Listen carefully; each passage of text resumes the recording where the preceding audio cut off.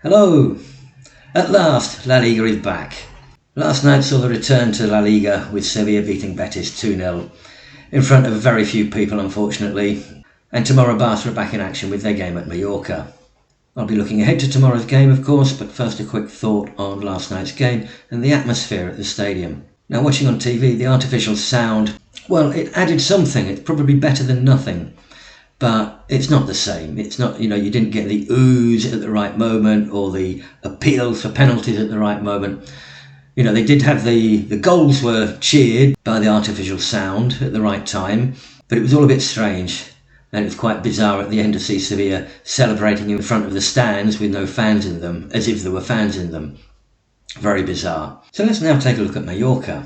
They're currently 18th in the league with just 25 points from 27 games. So they're pretty desperate to get something out of this game. With games coming now twice a week, there are bound to be lots of rotations. All the players in the squad will need to be used, and this makes it quite difficult to predict how Mallorca might play tomorrow. When they came to Camp Nou in December and lost 5-2, they used a very compact, tight 4-4-2 system. It was very narrow, they didn't press, they concentrated more on keeping their shape. Now you can see some examples of this here. Here you can see how they play a very high line, trying to keep little distance between their lines. And here you can see the narrow shape. As Barça move forward, they try and keep a compact, narrow shape.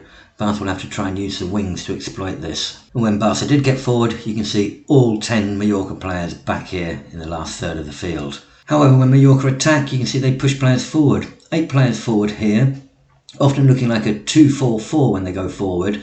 But this does leave just 2 players back who are defending against 2 Barça players, Messi and Suarez, which gives Barça a chance if they can steal the ball, get the ball forward quickly and exploit the spaces. Now, Mallorca coach Vicente Moreno has used 5-3-2 also this season, as in their last game at Eibar before lockdown when they won 2-1.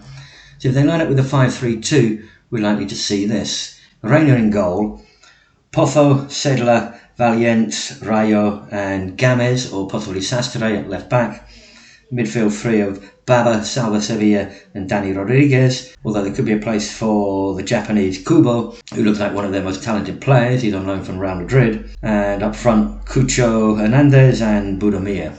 And if it's a 4-4-2, we could see Reina in goal, Pozo, Valiente, Rayo and Games, or Sastre at left back. A midfield 4 of Dani Rodriguez, Baba, Salva Sevilla and Take Kubo.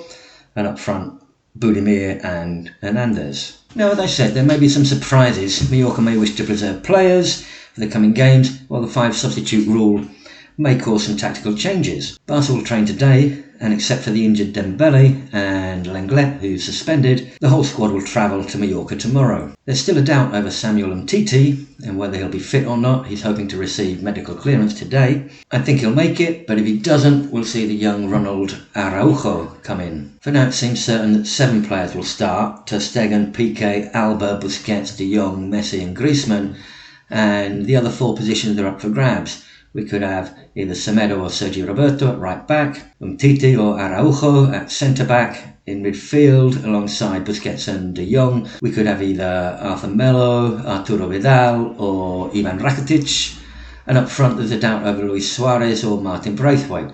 I imagine Suarez will be used as a substitute. Now, Barca just have a 2-point advantage over Real Madrid at the top of the table. And we should remember, of course, that Real Madrid have the superior head-to-head goal difference. And with 11 games to play, there's everything to play for. Barca need to keep up the pressure. We need a win tomorrow. Madrid are playing Eibar on Sunday at 7:30. So it'd be great to open up a 5-point gap before they play. Of course, with everyone coming back after lockdown, it's very difficult to make a prediction. But I think it will be a close game. Barca winning by the odd goal in 3, the odd goal in 5. And as I said, we really need to keep up the pressure on Real Madrid before they play. So anyway, as I speak, it's now currently 1:15 on Friday. So it's just over 34 hours before we can see Barca back in action again. Really can't wait. Looking forward to it tremendously. And of course, I'll be back on Monday to talk all about it and to look forward to the game against Levante on Tuesday. It's all coming quick and fast now. We've been missing it for 3 months. It's back finally. Let's go out there. Let's win that league. I'm sure we could all do with a bit of a boost to our morale after the last 3 months. So anyway, that's all from me for today. I'll be back on Monday. Enjoy the game tomorrow. I'm sure it'll be a good one. I'll see you on Monday. Visca Barça. Bye for now.